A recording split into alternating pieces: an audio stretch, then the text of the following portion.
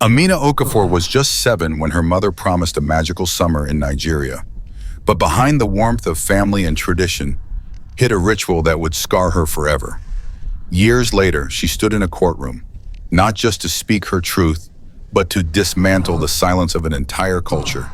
What she revealed tore a community apart and forced the world to listen. The air in the grand hall of the royal courts of justice crackled with an almost palpable tension, a hum of anticipation that vibrated through the polished oak benches and soared to the ornate ceiling. Amina Okafor, a woman whose name now echoed through news channels and whispered in the hushed corners of her estranged community, stood before the packed courtroom. She was not a stranger to scrutiny. Having navigated the curious gazes and veiled judgments of a society that often struggled to understand the duality of her existence, Nigerian heritage woven into the fabric of British life. But today, the scrutiny was different. It was a crucible, forged by her own defiant hand. The lawsuit she had brought against the local traditional cultural council, a shadowy entity that wielded immense power within her community, was not just a legal battle, it was a seismic tremor aimed at the foundations of centuries-old tradition. Her claim, a brutal indictment of a conspiracy to subject her to female genital mutilation under the guise of a summer visit to Nigeria, had ripped open a wound that many wished to keep buried. The public gallery, a mosaic of journalists, activists, and members of her own community, buzzed with a barely contained energy. On one side, faces hardened with disapproval, their eyes burning with a silent accusation of betrayal. On the other, a few sympathetic figures, their expressions a mix of apprehension and quiet support. As Barrister Adeyemi, a man whose own past was tragically intertwined with the very practice they sought to dismantle, began his opening statement, a low murmur rippled through the gallery. He spoke of Amina's childhood, of the vibrant, loving family she had cherished before that fateful summer. He painted a picture of a young girl, eager for adventure, unsuspecting of the horror that awaited her. His voice, measured and resonant, laid bare the stark truth FGM was not culture, but abuse. Then came the cross-examination. The council's barrister, a formidable figure with a reputation for merciless dissection of witnesses, rose. His questions, laced with a deceptive politeness, began to chip away at Amina's narrative. Not by denying the FGM itself, the physical scars were undeniable, but by reframing her intent, her motivations, and ultimately, her character. "Ms. Okafor," he began, his voice dripping with feigned concern, "you are accusing your entire community, a community that has nurtured and supported you, of a heinous crime. Do you understand the gravity of that accusation?" Amina's spine stiffened. She met his gaze head-on. "I am accusing those who orchestrated and enabled the FGM of innocent girls, including myself," she retorted, her voice clear and unwavering, despite the tremor in her hands. "It is not an accusation against the entire community, but against a destructive practice hidden within it." The barrister scoffed, a subtle, dismissive sound that nonetheless echoed through the hushed courtroom. "Hidden, Ms. Okafor, or perhaps a cherished tradition that you, a woman educated in the West, now deemed destructive." His words, carefully chosen, were designed to paint her as an outsider, a cultural renegade who had abandoned her roots for Western ideals. He implied that her lawsuit was not born of trauma, but of a desire for notoriety, a desperate attempt to sever ties with her heritage. He then produced a series of carefully selected social media posts from years prior, innocuous comments Amina had made about adapting to British life, expressing excitement for university, or even playfully mocking certain traditional customs. These were twisted and presented as evidence of her disdain for her origins. "You see, members of the jury," the barrister intoned, turning to address them directly, "Ms. Okafor has long distanced herself from the values and traditions of her people. Is it not more likely that this lawsuit is a calculated maneuver to further solidify her modern identity, rather than a genuine pursuit of justice?" A ripple of discontent spread through the section of the gallery occupied by her community members. Their faces, initially stern, now contorted into expressions of outright disgust. A woman dressed in traditional Nigerian attire muttered loudly, "She has shamed us all." The judge, a stern woman with an air of quiet authority, banged her gavel once, silencing the outburst. But the damage was done. Amina felt the collective weight of their condemnation pressing down on her, a physical manifestation of the ostracization she had already endured. The barrister pressed on, his questions becoming more insidious. He highlighted her attendance at a predominantly white British university, her English accent, her choice of career outside traditional community expectations. Each detail, seemingly trivial, was expertly woven into a tapestry of abandonment, a narrative that portrayed her as an ingrate who had turned her back on her people. He subtly invoked stereotypes of Africans seeking to escape their heritage for perceived Western superiority, exploiting a sensitive cultural nerve. "Is it not true, Ms. Okafor, that you have actively sought to erase your Nigerian identity?" he challenged, his voice rising in volume. Amina's jaw tightened. This was not about her identity, it was about the horrific act perpetrated against her. But the barrister had cleverly shifted the focus, transforming a pursuit of justice into a cultural betrayal. "My identity is my own, Mr. Davies," she countered, her voice now trembling with a carefully controlled rage. "It is not defined by whether I conform to every single tradition. It is defined by my truth, and my truth includes the trauma of FGM. And your truth," he sneered, "is convenient for a lawsuit, isn't it? Is it a lawsuit that seeks to tear down the very fabric of a respected cultural institution?"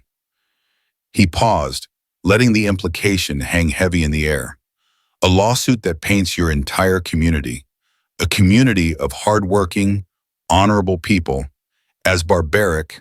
The word barbaric struck Amina like a physical blow. It was the weaponized insult often hurled at her people, designed to delegitimize their existence, to reduce them to caricatures. To hear it invoked, even indirectly, by her own community's legal representative was a profound humiliation. She saw the flash of agreement in some of the eyes in the public gallery, the subtle nods among her estranged relatives. They saw her not as a survivor, but as a traitor, a self-hating African who had embraced the narrative of the colonizer to condemn her own. A man from the council's side, a respected elder in her community, stood up slowly. He pointed a trembling finger at Amina. "She is a disgrace," he bellowed, his voice filled with raw anger. "She brings shame upon us. She spits on the graves of our ancestors." His outburst was immediate and visceral, echoing the sentiments of many in the gallery. The judge again intervened, threatening removal, but the seeds of public humiliation had been sown. Amina felt a surge of nausea. This was exactly what she had feared, not just the legal battle, but the profound public shaming, the complete rupture with the community she once belonged to, the condemnation that sought to strip her not just of her rights, but of her very identity. She was not just a plaintiff, she was a pariah. Barrister Adeyemi rose swiftly, objecting vehemently to the line of questioning and the public outburst. But the damage was already done. The narrative had been expertly twisted. Amina, who had come seeking justice for an unspeakable act, was now portrayed as a cultural pariah, an individual using a Western legal system to attack her own heritage. The air in the courtroom, once merely tense, now crackled with palpable animosity directed squarely at her. The silence of some of the observers felt heavier than the shouts, a silent condemnation that spoke volumes. This was more than humiliation. It was an attempted erasure, a public excommunication from the very lineage that defined her. The courtroom, a crucible of public judgment, faded from Amina's awareness. The harsh glare of the fluorescent lights softened, replaced by the relentless, blinding sun of a Nigerian summer. The air, thick with the scent of dust and exhaust fumes, felt heavier than the weight of her legal battle. She was 7, a vibrant, curious child with braids that bounced as she ran. her laughter echoing through the bustling streets of Lagos. The trip to Nigeria was always framed as an adventure, a chance to reconnect with extended family, to absorb the rich tapestry of her heritage. Her mother, usually so cautious, had spoken of it with a wistful pride, promising stories, delicious food, and endless games with her cousins. The journey began with giddy anticipation. Amina remembered the vibrant chaos of the airport, the unfamiliar hum of the plane, and then the overwhelming sensory explosion of Lagos, the cacophony of street vendors, the kaleidoscope of colors in the markets, the rhythmic beat of distant drums. She had clung to her mother's hand, wide-eyed and enthralled. Days blurred into a blissful haze of exploration. Her grandmother, a woman whose eyes held both immense warmth and an unspoken authority, welcomed them with open arms. There were new cousins, shy at first, then boisterous and playful. Amina felt a deep sense of belonging, a connection to a lineage she had only ever heard about in stories. The shift was subtle at first, a creeping unease. The laughter grew quieter. Her mother's smiles became strained, her eyes darting nervously when certain topics arose. Whispers followed Amina like shadows, hushed conversations among the women, glances that lingered too long. She overheard fragments, "It is time, for her own good, to make her a woman." The words were meaningless to her young mind, but the solemnity with which they were uttered, the way her mother would quickly shush her, instilled a nascent fear. Then came the special celebration. It was a day of unusual quiet, devoid of the usual boisterous energy. Her grandmother, usually so jovial, had a grave expression. Amina remembered being dressed in a new, intricately patterned wrapper, her hair elaborately braided. The air was thick with the scent of traditional herbs. She saw other young girls, slightly older, their faces etched with a mixture of fear and forced bravery. They were led into a secluded hut, away from the laughter and chatter of the main compound. Amina's hand tightened in her mother's, a desperate plea for reassurance. Her mother's grip was strangely cold, trembling slightly. Inside the hut, the atmosphere was stifling, the air heavy with an unidentifiable dread. There were older women, their faces unreadable, their movements deliberate. One woman, with hands that seemed both gentle and strong, beckoned to Amina. "Come, little one," she murmured, her voice strangely flat. "It is just a small prick, to make you strong, to make you beautiful." The words were a soft deception, a lullaby of betrayal. Amina looked to her mother, her eyes wide with unasked questions. Her mother's gaze was fixed on the floor, her shoulders hunched, a silent apology in the rigidity of her posture. She did not intervene. She did not speak. She did not look at her daughter. The memory was fragmented, a mosaic of blurred sensations and sharp, searing pain. The rough hands holding her down, the metallic tang in the air, the blinding agony that ripped through her small body, a scream that tore from her throat but seemed to vanish into the suffocating silence of the hut. Then, the haze of pain, the burning, the fear. She remembered waking later, her lower body an inferno, her mind a fog of confusion and terror. The women spoke to her in soothing tones, offering sweet tea and hollow promises of healing. But the pain remained, a constant, throbbing reminder of what had happened. The journey back to England was a blur. Amina barely spoke. The vibrant world she had entered now felt tainted, menacing, dying back home. Her mother's demeanor had changed.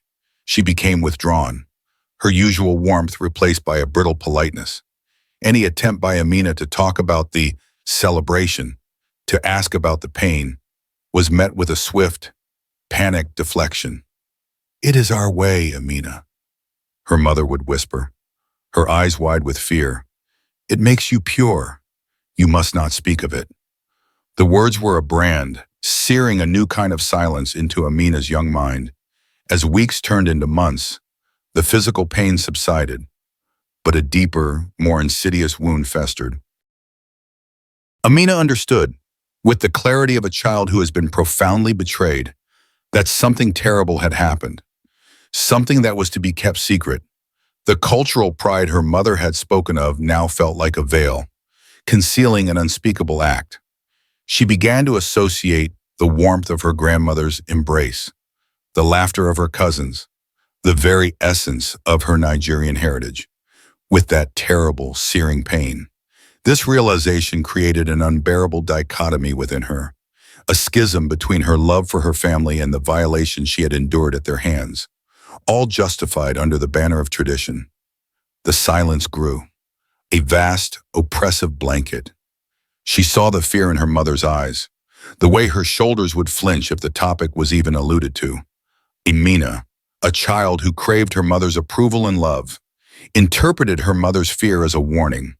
To speak was to betray, to risk her mother's safety, to invite further pain. She heard whispers of others in the community who had gone against tradition, who had been ostracized, their families shunned. The stories, embellished and exaggerated by the community's rumor mill, painted a grim picture of isolation and despair for those who dared to question. So Amina built walls. She perfected the art of endurance. She learned to compartmentalize the trauma, pushing it into a dark, inaccessible corner of her mind. She excelled in school, poured herself into studies, found solace in books and the quiet anonymity of British society. She cultivated an outward appearance of resilience, of being fine, of moving past the pain. The silence became her shield, her protection from further scrutiny, from the judgment of her community, and, most painfully, from the complicity she perceived in her own mother. She understood, with a chilling clarity, that this silence was not merely a personal choice, but a deeply ingrained survival mechanism, a silent pact with a community that valued its traditions above individual suffering. This was the reason she had endured, not out of acceptance, but out of a profound, isolating fear of complete rupture. The silence, she now realized, had become a lifetime. Years melted into a deceptive veneer of normalcy. Amina Okafor, now a successful barrister, had meticulously constructed a life designed to defy the shadows of her past. She lived in a modern flat in London, a stark contrast to the communal compounds of her childhood. Her professional life was a carefully curated bastion of logical thought and legal precedent. Far removed from the emotional quagmire of her personal history, she immersed herself in complex cases, advocating for the vulnerable, fighting for justice in a system that often seemed indifferent. Yet, even in her carefully cultivated sanctuary, the tendrils of her trauma and the silent judgment of her community found ways to infiltrate. The covert discrimination she faced was rarely overt, never a shouting match or a direct insult. Instead, it manifested in subtle slights, in the chilling silence that would fall when her heritage was discussed, in the carefully worded emails that hinted at her unorthodox background.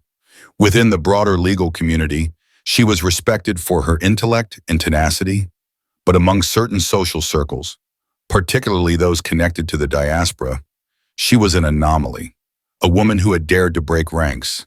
She felt it in the subtle shift of conversations at professional networking events, the way certain individuals would gravitate away when she approached, a faint, almost imperceptible shiver of disapproval. It was the phantom touch of a collective ostracization, a reminder that even in her success, she remained marked. Her professional reputation, meticulously built, sometimes felt fragile. She recalled a particularly demanding case involving a complex international human rights issue.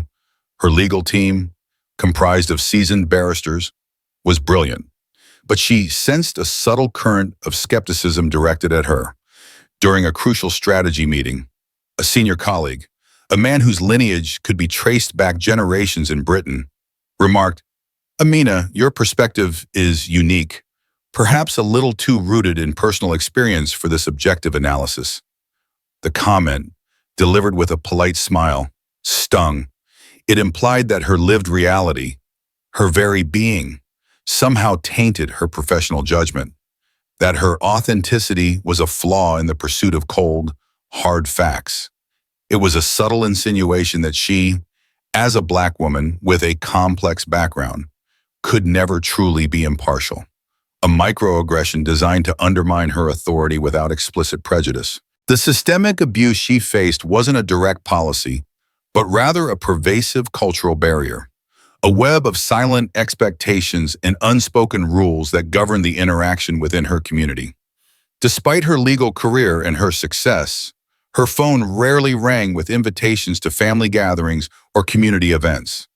The vibrant fabric of communal life that once defined her early years had unraveled, leaving her on the periphery.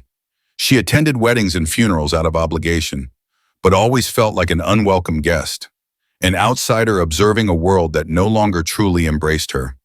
The polite nods, the fleeting smiles, the immediate diversion of gaze when she tried to engage. These were the subtle, insidious forms of her ongoing excommunication. One particularly poignant incident occurred during a traditional naming ceremony for a distant cousin's child. Amina, hesitant but determined to maintain a semblance of connection, had attended. She watched as women embraced, sharing stories and laughter, a tight-knit circle of sisterhood. When she approached the group, a hush fell. A woman, her face etched with disapproval, turned her back subtly, engaging in an intense conversation with another. Amina felt the heat rise in her cheeks, a familiar sting of shame. It wasn't just silence. It was an active withholding of warmth, a palpable chill that communicated her status as persona non grata. She saw the whispers, the quick glance, the subtle turning of heads. The communal condemnation was not shouted from rooftops, but woven into the very fabric of daily interactions, a constant, low-level hum of disapproval that chipped away at her spirit. The most insidious form of systemic abuse came from the very institution that was supposed to protect her, the local traditional cultural council. Though not directly involved in her daily life, their influence permeated the community, a silent authority that upheld the status quo. She had learned that many of the families who had endured FGM or who had subjected their daughters to it were under the council's powerful sway. They operated with an almost untouchable impunity, their pronouncements respected and rarely questioned. Any attempt by individuals to speak out, to challenge the FGM practice, was met with a swift and decisive communal backlash, often orchestrated by the council's tacit approval. Amina recalled a conversation with a former school friend, also of Nigerian descent, who had dared to post an article about FGM awareness on social media. The friend, a timid woman who had always shied away from confrontation, recounted how quickly she had been inundated with calls from elders, with veiled threats of family ostracization, with accusations of bringing shame. The friend, overwhelmed and terrified, had quickly deleted the post and retreated into silence.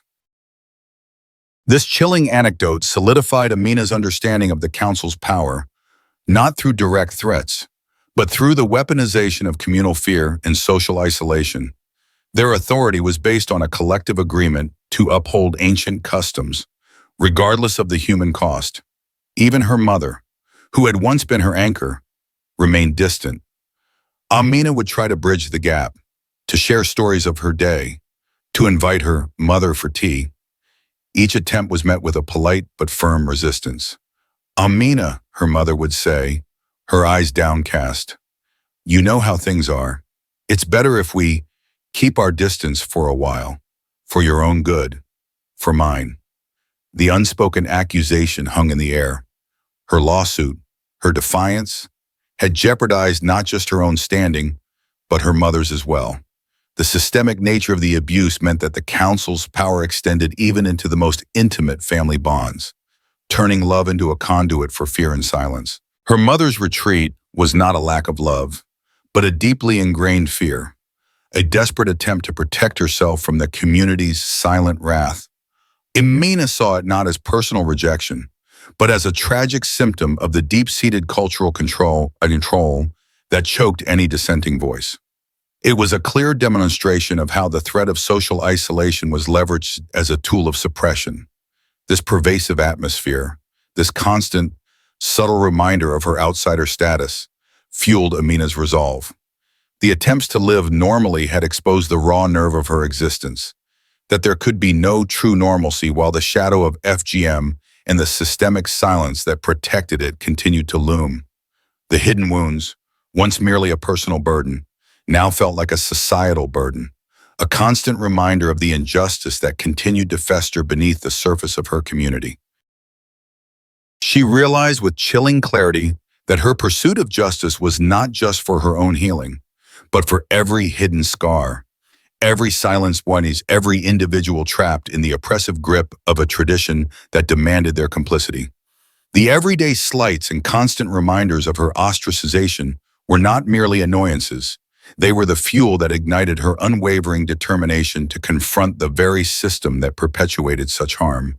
The weight of the courtroom scrutiny, the chilling echo of her mother's strained silence, the pervasive chill of communal ostracization, it all converged within Amina, forging not despair, but a molten core of resolve. She had endured the insidious whisper campaign, the subtle slights, the profound loneliness of being an outsider looking in.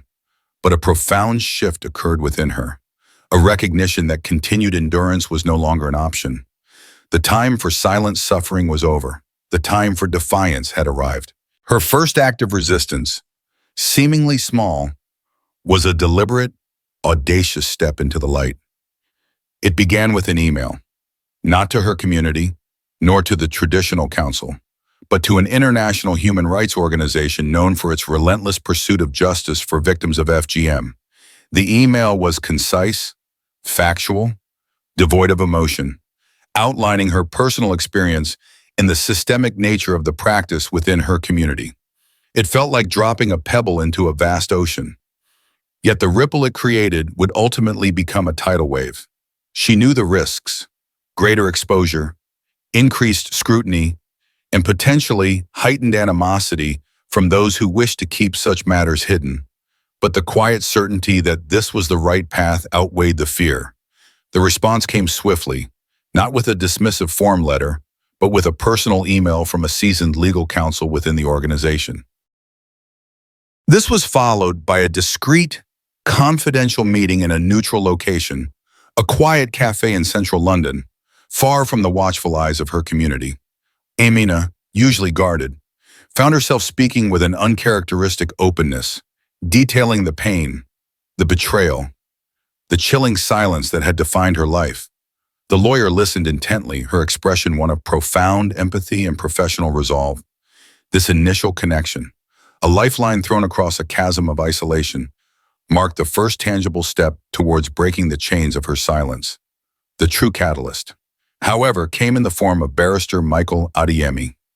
Amina had heard his name whispered in legal circles, a rising star known for his unwavering commitment to human rights, particularly within the African diaspora. He was a man with a quiet intensity, his eyes holding a depth of understanding that resonated with Amina on a profound level. Their first meeting, arranged through a mutual acquaintance, was not a typical professional consultation. It was a somber reckoning. Michael, a man who carried his own invisible scars, spoke of his younger sister, Adiza, vibrant and full of life, had died tragically young from complications arising from FGM. The memory, though years old, still haunted his eyes, a profound sorrow that underscored his every word. He had been a medical student at the time, blissfully unaware of the horror that had been inflicted upon his sister under the guise of tradition. When he finally understood, the guilt and rage had consumed him. He had abandoned his medical aspirations, turning instead to law, vowing to fight for those who had no voice, to dismantle the very system that had stolen his sister's future. His voice, though calm, vibrated with a raw, visceral pain that mirrored Amina's own. "I tried to forget," he confessed, his gaze fixed on some distant point, to bury it under academic pursuits, under the demands of a new career. But the silence, it was a deafening roar. It killed my sister, Amina, and it will continue to kill others if we don't break it. His story resonated deeply with Amina. It was not just an intellectual connection. but a spiritual kinship. He understood the insidious nature of the silence, the profound betrayal that came not just from the act itself, but from the complicity of those who chose to look away. His grief, still palpable, was a testament to the destructive power of FGM, and it fueled his unwavering determination. He wasn't just a lawyer, he was a survivor, a brother who had lost, a man driven by a profound sense of personal justice. "I will represent you, Amina," he stated, his voice firm, his eyes holding hers with an unwavering conviction. "Not just as your counsel, but as a fellow warrior. We will expose this. We will ensure that no other girl suffers in silence, that no other family has to endure this unspeakable loss." His offer was not merely professional, it was a profound act of solidarity. Amina, who had spent a lifetime feeling utterly alone in her pain, felt a surge of unexpected hope. Michael wasn't just offering legal expertise, he was offering understanding, shared trauma, and a collective purpose. He was the first person who truly saw her, not as a victim, but as a survivor with a story that demanded to be heard. Their collaboration became a relentless pursuit of truth. Michael, with his extensive network and his fierce dedication, began to unearth evidence that had long been buried under layers of secrecy and denial. He connected with other FGM survivors, women who, like Amina, had been silenced by fear and communal pressure. He worked with anthropologists and sociologists who had studied the systemic nature of such practices, building a formidable case that went beyond individual trauma to expose a broader pattern of abuse facilitated by cultural norms and communal pressure. He also delved into the opaque structure of the local traditional cultural council, piecing together its informal power structures, its methods of enforcement, and its deep-seated resistance to change. The process was grueling, emotionally draining. There were moments of doubt, of fear, of the crushing weight of public condemnation. But Michael was her steadfast anchor. He provided not just legal guidance, but also emotional support, a quiet strength that mirrored her own growing resolve. He challenged her to confront her own internalized silence, to articulate the depth of her trauma, to find her voice in a way she never had before. He insisted that her testimony, her story, would be the most powerful weapon against the council's efforts to discredit her. This strategic collaboration, supported by the growing evidence and the quiet emergence of other voices, was the first true act of resistance. It wasn't a spontaneous outburst of anger, but a meticulously planned, deeply personal campaign to dismantle a system that had thrived on silence for far too long. The legal framework became the platform. Michael Adeyemi became the unwavering advocate, and Amina, finally shed the skin of the silent survivor, stepping into the role of a defiant plaintiff, ready to confront the very forces that had sought to erase her. The decision to sue her community, to break the silence so profoundly, was not made lightly. It was born of a newfound understanding that her individual suffering was inextricably linked to a collective injustice, and that true healing could only begin when the truth was laid bare for all to see. The climactic confrontation unfolded in the hallowed halls of the Royal Courts of Justice, a stage set for a clash of ancient tradition and modern justice. The air was thick with anticipation as Barrister Michael Adeyemi rose, his presence commanding, his voice a low, resonant hum that filled the courtroom. He had spent weeks meticulously dissecting the opaque structure of the local traditional cultural council, unearthing not just their tacit approval of FGM, but their active orchestration of it. Today, he would lay bare their carefully guarded secrets. The council's representatives, a phalanx of stern-faced elders and their formidable barrister, Mr. Davies, sat opposite, their expressions a mixture of defiance and thinly veiled apprehension. They had dismissed Amina's claims as the ramblings of a westernized youth, a misguided attack on their sacred heritage.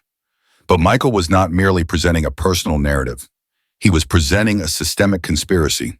His first witness was Dr. Ngozi Ike, a renowned medical anthropologist who had spent decades studying FGM within diaspora communities. Dr. Ike, a woman of dignified composure, testified to the profound psychological and physical harm inflicted by the practice, meticulously detailing the long-term health complications and the devastating impact on mental well-being.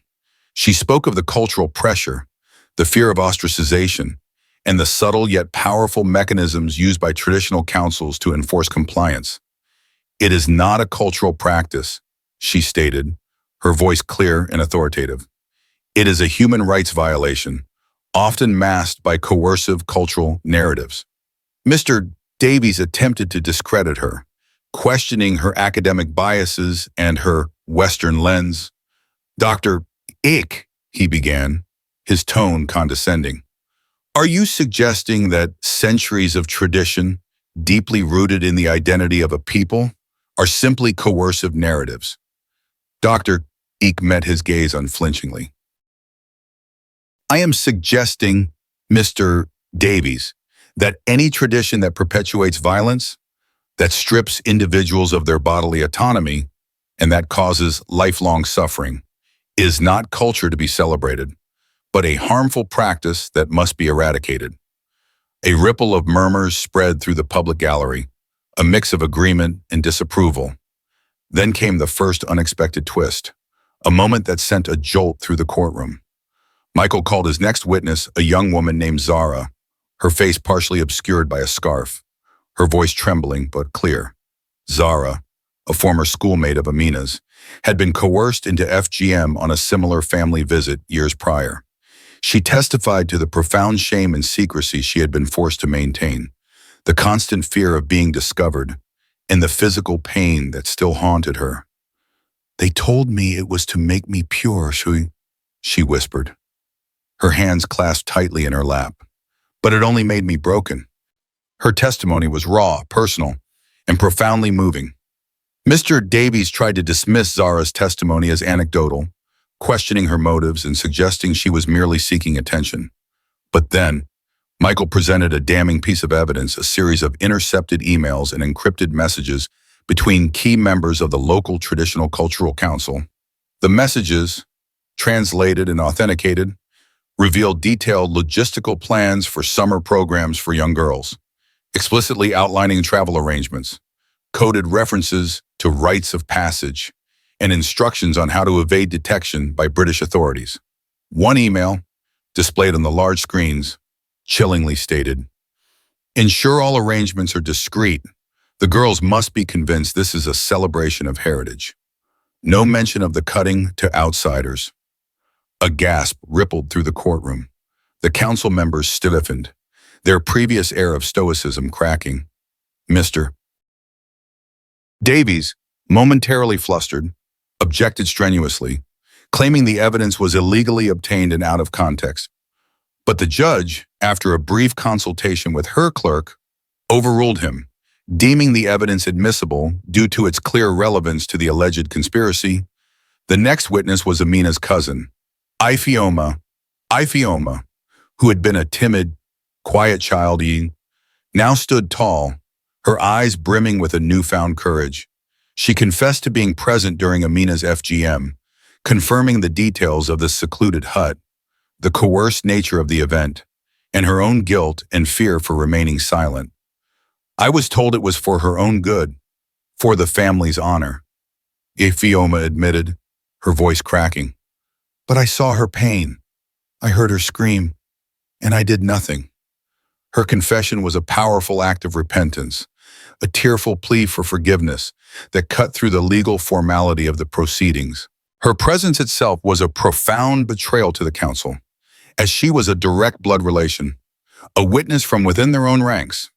The climax of the confrontation came with the testimony of a former member of the council, a respected elder named Chief Okoro, a man of advanced age, had once been a staunch defender of tradition.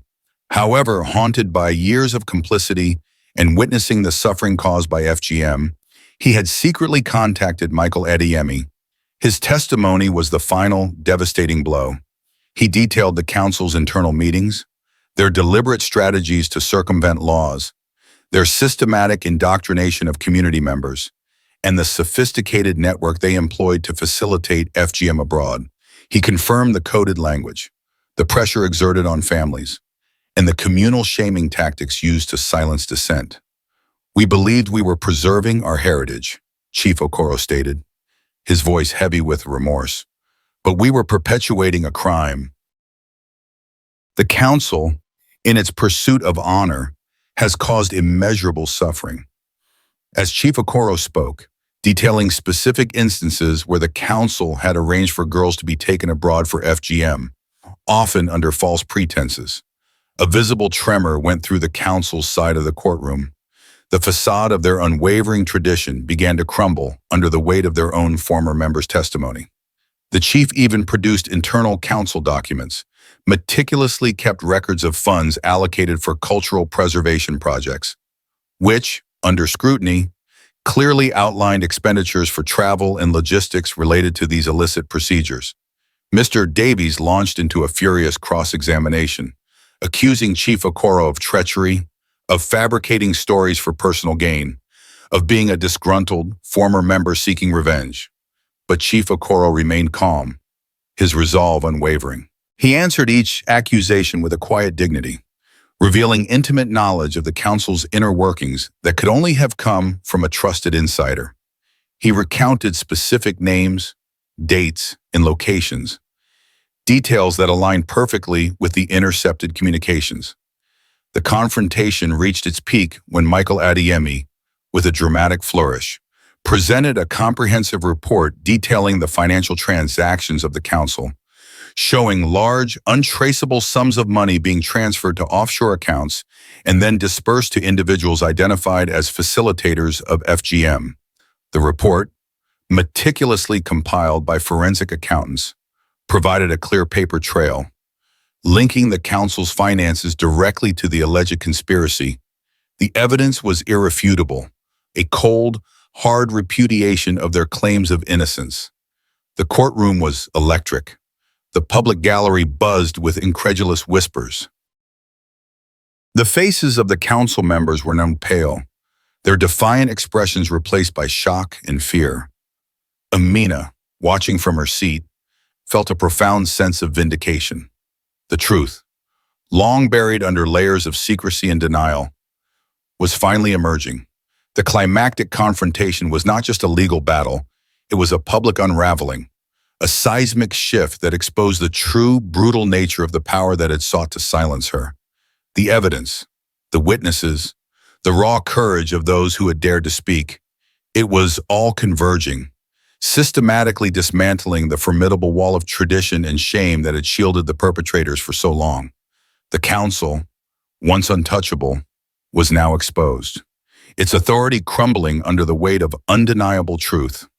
The courtroom, once a sanctuary of controlled legal discourse, now felt like an arena where centuries of tradition clashed violently with the relentless march of justice. The climactic confrontation had left the local traditional cultural council reeling, their carefully constructed edifice of irrevocability crumbling under the weight of irrefutable evidence. The immediate aftermath was swift and devastating, a cascade of consequences that reverberated far beyond the ornate walls of the courthouse. As Chief Okoro finished his testimony, a wave of stunned silence enveloped the public gallery, quickly followed by an explosion of murmurs and whispers. The judge, her face a mask of solemn gravity, called for an immediate recess. During the break, the air outside the courtroom was thick with a palpable tension. Journalists, their faces alight with a grim excitement, furiously typed on their laptops, their hushed conversations punctuated by the clicks of camera shutters. Activists, their eyes burning with a mixture of vindication and sorrow, embraced each other, some shedding quiet tears. For the council members, the revelation of Chief Okoro's testimony and the forensic financial report was a profound shock. Their barrister, Mr. Davies, looked visibly shaken, his earlier arrogance replaced by a strained urgency as he huddled with his clients. The once proud and unyielding faces of the elders were now etched with a chilling mixture of fear and disbelief. They had believed themselves untouchable, their power absolute, their traditions inviolable. Now their world was collapsing around them. When the court reconvened, The judge delivered her preliminary findings with a clear, resonant voice. Based on the overwhelming evidence presented, the intercepted communications, the corroborating testimonies of Zara and Ifeoma, the insider account of Chief Okoro, and the damning financial report, she declared that a prima facie case of conspiracy to commit grievous bodily harm and human trafficking under the guise of FGM had been established against several key members of the local Traditional Cultural Council. The room collectively held its breath. The legal consequences were immediate and severe. Warrants for the arrest of 3 prominent council elders, including its long-standing chairman, were issued on the spot. The sight of uniformed police officers entering the courtroom, their movements precise and deliberate, sent a jolt through the public gallery. The elders, their faces ashen, were taken into custody, their protests weak and ineffectual against the firm grip of the law. One elder, a man who had publicly condemned Amina as a disgrace, stumbled as he was led away, his eyes wide with a terrifying realization of his downfall.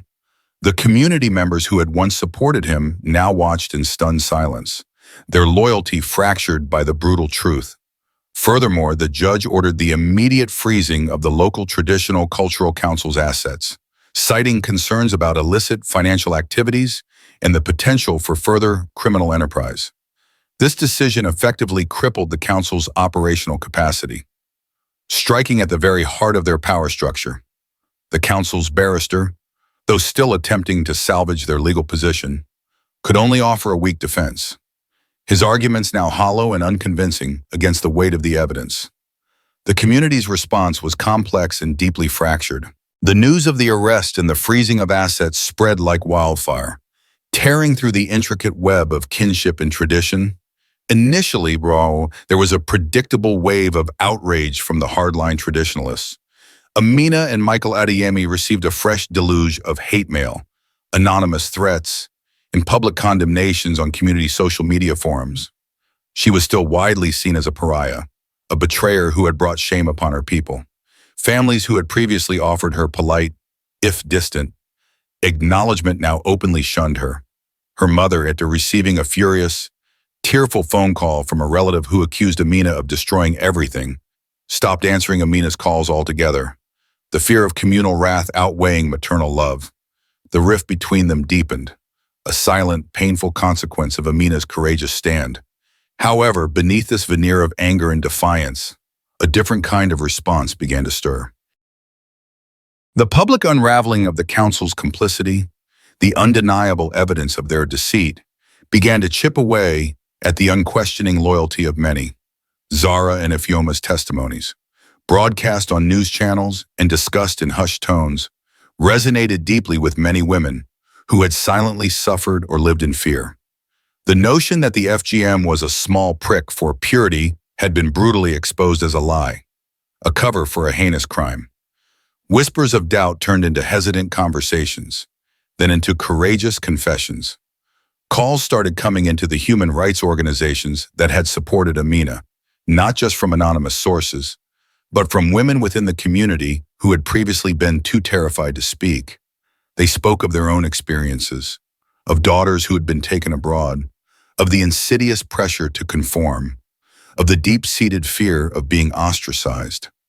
The dam of silence, so carefully constructed over generations, had begun to crack. Younger generations, particularly those who had grown up in the diaspora and were more exposed to Western legal and human rights frameworks, began to question the elders' authority more openly. Social media, initially a platform for condemnation, slowly transformed into a space for debate, for shared stories, for tentative expressions of support for Amina. The traditional narrative of honor and heritage began to unravel under the relentless scrutiny of fact and human suffering. Even within the council, a subtle schism emerged. Some members, witnessing the legal fallout and the growing public dissent, began to distance themselves from the arrested elders, quietly expressing concerns about the council's past practices. The power of silence, once their greatest weapon, was now turning against them. The arrests, the legal repercussions, and the public exposure had forced a reckoning that could no longer be ignored. The community, once monolithic in its adherence to tradition, was now in turmoil, grappling with a profound crisis of identity and belief. The consequences of Amina's lawsuit were not just legal, they were profoundly social, shaking the very foundations of a deeply entrenched system. The dust of the courtroom drama began to settle, but the ripples of Amina's courageous stand continued to spread, transforming from localized tremors into a seismic shift that reshaped the landscape of her life and her community.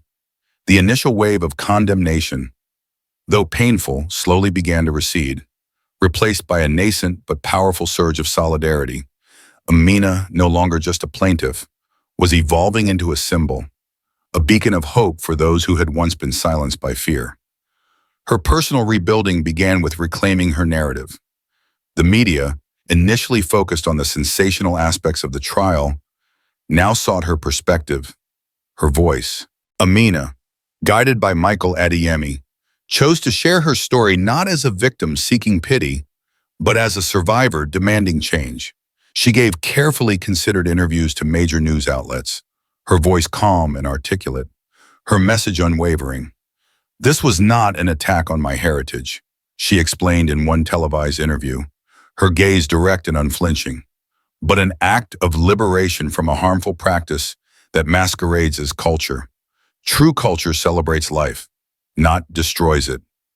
Her words, delivered with quiet conviction, resonated with audiences far beyond the courtroom, transcending cultural boundaries. She launched a public awareness campaign, aptly named Unsilence, leveraging social media platforms to reach a wider audience. The campaign's core message was simple: your silence protects them, your voice frees you. As she posted excerpts from her testimony, shared verified statistics on FGM, and highlighted the stories of other survivors with their consent, and often anonymously for their safety, the initial comments were a mix of support and vitriol. But as more people engaged, the positive voices began to outweigh the negative. Hashtags like #UnsilenceFGM and #AminaSpeaks began to trend, creating a virtual space for dialogue and support. The traction on social media was phenomenal. Women, some from her own community, began to share their own experiences, some using pseudonyms, others bravely revealing their identities. They posted pictures of themselves holding signs with the "Unsilence" slogan, their eyes filled with a mixture of pain and defiant hope. Men, too, began to join the conversation, expressing shock and remorse, acknowledging the harm caused by practices they had unknowingly supported or tacitly accepted. The campaign became a global movement, inspiring similar initiatives in other diaspora communities grappling with traditional harmful practices. Amina received invitations to speak at universities, human rights conferences, and community forums. She traveled extensively, sharing her story, educating audiences on the nuances of FGM, and empowering others to challenge harmful traditions. She spoke not only of the physical and psychological scars, but also of the insidious nature of communal pressure, the fear of ostracization, and the profound importance of individual autonomy. Her message was clear: cultural preservation should never come at the cost of human rights. Her relationship with her mother remained strained, a painful open wound amidst her public triumph. Amina would call, send messages, invite her for coffee, but her mother consistently declined, her voice filled with a familiar fear. "It's still too difficult. Amina," she would whisper, "people are still talking." Amina understood the deep-seated fear that held her mother captive, the lifetime of conditioning that made her prioritize communal acceptance over her own daughter's pain. It was a poignant reminder of the enduring power of the system she was fighting, a testament to the internal struggles faced by those caught between tradition and truth. Though painful, Amina saw it not as a personal rejection, but as a symptom of the very systemic oppression she aimed to dismantle. She continued to reach out, a persistent whisper of hope against a wall of fear. Yet, despite this personal heartbreak, the public impact of her work was undeniable. The arrests of the council elders sent a chilling message throughout the community: impunity was no longer guaranteed. Other traditional leaders, once staunch defenders of the practice, began to publicly denounce FGM, fearing similar legal repercussions. Some even initiated educational programs within their own communities, albeit cautiously, promoting alternative rites of passage that celebrated heritage without resorting to violence. Her work also spurred legislative changes. Influenced by her case and the growing public awareness, several governments, including the UK, began to review and strengthen their laws against FGM, closing loopholes and increasing funding for prevention and support services. The Unsilence campaign provided a crucial platform for survivors to advocate for these changes, their collective voices amplified by Amina's courage. The evidence-based justice that emerged from her lawsuit had a profound and lasting impact. The legal precedent set by her case empowered other survivors and activists to pursue similar actions, laying the groundwork for a new era of accountability. The court's findings, officially condemning the council's actions, served as a powerful declaration that tradition could not be used as a shield for human rights abuses. Amina's rebuilding was not just about personal healing, it was about forging a collective path forward. She established a foundation, Amina's Voice, dedicated to supporting FGM survivors with legal aid, psychological counseling, and educational resources. Michael Adeyemi, now a trusted colleague and friend, became a key advisor, lending his legal expertise and unwavering commitment to the Foundation's mission. The Foundation rapidly gained traction, attracting donations and volunteers from around the world, becoming a tangible symbol of hope and empowerment. The process of rebuilding was arduous, filled with emotional challenges and constant reminders of the battles yet to be fought. But Amina was no longer alone. She was surrounded by a growing community of supporters, a network of individuals united by a shared vision of a world free from the shadows of FGM. Her actions had not only illuminated a hidden injustice, but had also ignited a powerful movement for change, demonstrating that one person's courage could indeed awaken a slumbering community and inspire a generation to break the silence. The final days of the trial were a crescendo of legal arguments, but the emotional climax had already been reached with Chief Okoro's testimony and the subsequent arrests. The jury, having absorbed the brutal truths and undeniable evidence, returned their verdict. The local Traditional Cultural Council was found guilty of conspiracy to commit grievous bodily harm and human trafficking, the charges stemming directly from their orchestration and facilitation of FGM. The judgment was a thunderclap, echoing throughout the nation and beyond, a historic legal precedent that sent shockwaves through communities that had long shielded such practices under the cloak of tradition. The chairman and the two elders arrested earlier received significant prison sentences, their fall from grace a stark warning to others who might dare to perpetuate such crimes. The news ripped through Amina's community like a gale-force wind. For some, it was a confirmation of their worst fears, a tragic betrayal of their heritage. But for many others, it was a profound awakening. The public nature of the verdict, the irrefutable evidence, and the severity of the sentences shattered the long-held belief in the council's inviolability. The media, no longer just reporting on the trial, began to delve deeper into the root causes of FGM, featuring testimonials from other survivors emboldened by Amina's victory. The sheer scale of the practice, once a hushed secret, was now undeniable. The awakening was not immediate, nor was it uniform, but it was undeniable. The silent victims, for so long terrified of exposure, began to step forward.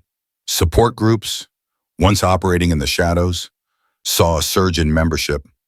Online forums dedicated to FGM awareness became vibrant hubs of shared experiences and collective healing. Young women, who had felt the subtle pressures to conform, now found the courage to resist. Empowered by the legal validation of their autonomy, local community leaders, fearing legal repercussions and grappling with a burgeoning moral crisis, began to publicly denounce FGM, some even organizing local town halls to discuss its eradication. These were tentative steps, often met with resistance, but they were steps nonetheless, an undeniable shift in the communal consciousness. Perhaps the most poignant shift came from an unexpected source. A delegation of older women from Amina's community, Matriarchs who had once been the fiercest guardians of the tradition approached Michael Adeyemi's office. Their faces, once stern and unyielding, now bore expressions of profound sorrow and tentative hope. They had witnessed the arrests, heard the testimonies, and seen the devastating impact of the verdict on their own sons and grandsons. They came not to condemn Amina, but to seek understanding. They spoke of their own pain, their own complicity, and their desire to protect future generations from the suffering they had inflicted, often out of ignorance or fear. They confessed to the subtle threats, the community pressures, and the deep-seated belief that they were acting for the good of their daughters. It was not a full embrace, but a significant opening, a fragile bridge across the chasm of silence. One evening, Amina received a phone call. It was her mother. Her voice was thin, hesitant, but devoid of the usual fear. "Amina," she whispered. I heard. I'm so sorry." The words, simple yet profound, unleashed a torrent of emotion in Amina. The years of silence, the pain of perceived betrayal, the aching void of a severed connection, all of it coalesced into a single, overwhelming wave of relief. It was not a sudden, complete reconciliation, but a crucial first step. Her mother confessed to the generational fear that had held her captive, the genuine belief that she had been protecting her daughter from societal disapproval. She spoke of the unbearable weight of her own complicity, and her eyes, though still tear-filled, held a newfound clarity. It was a long conversation, filled with tears and unspoken apologies. But it was a beginning, a crack in the wall of silence that had separated them for so long. Weeks later, in a ceremony held in the Grand Hall of a London university, Amina Okafor was honored with the Courage and Justice Award. The event was packed, attended by human rights advocates, legal professionals, and members of the public, including many from her own community, some with faces once hardened by judgment, now softened by understanding. Barrister Michael Adeyemi introduced her, his voice imbued with immense pride. Amina Okafor, he declared, did not just win a lawsuit, she ignited a revolution of truth.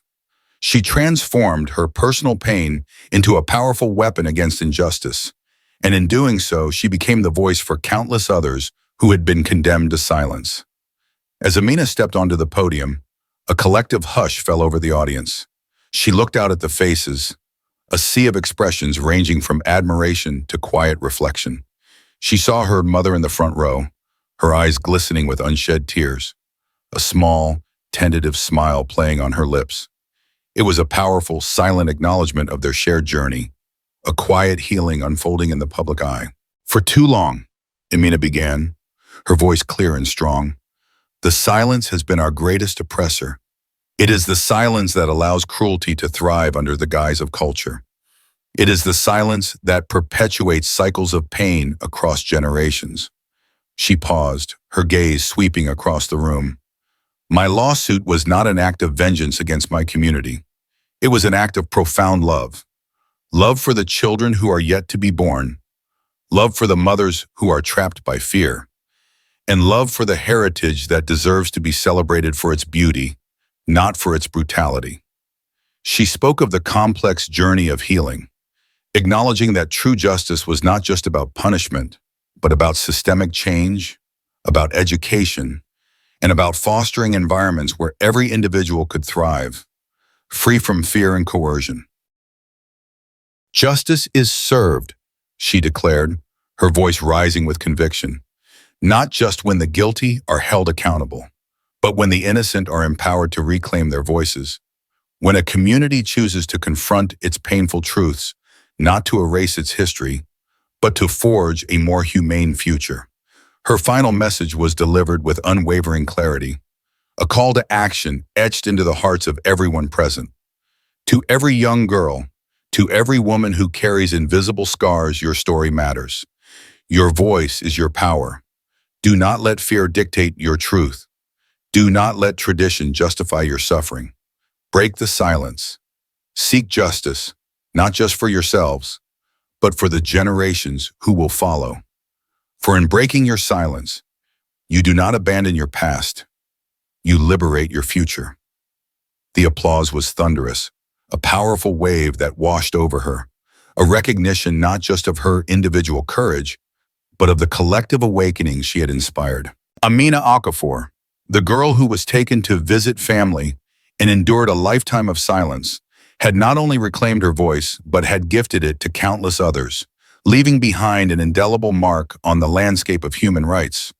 Her journey, born of profound pain, had culminated in a beacon of hope, proving that even the deepest silence could be shattered by the fierce light of truth.